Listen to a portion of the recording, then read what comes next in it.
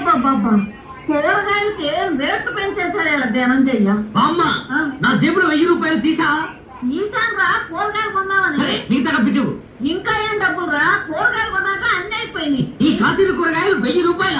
అవునరా నమ్మను లెక్క చెప్పు. కుట్టు చెప్పు లెక్క చెప్పవే. వంకాయలు కేజీ 25 కేజీలు, 100. బెండకాయలు కూడా కేజీ 25 కేజీలు, మరో 100.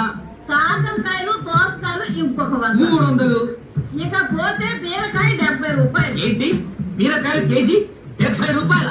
కేజీ కదరా సన్నాసి, ఒక్క బీరకాయ 70 రూపాయలు. అయ్యో 10 తీసుకున్నాను. ఒక్క బీరకాయ 70 రూపాయల అంటే ఒక్కొక్క బీరకాయ సొరకాయ సైజులో డబ్బులు ఉంటుందా? అబ్బే అంతే కదరా.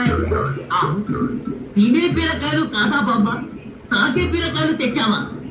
అవునరా, మొదట్లో 2 వేసి తాగితే శక్తిగా ఉండి నిద్ర వచ్చేది. ఇప్పుడు 5 అన్నా తాగింది అసలు అంటలేదురా. ఆహా, ఎంత ఎత్తుకు ఎదిగిపోయావే బామ్మ, రోజుకు 5 సీసాలు పట్టిస్తున్నావా?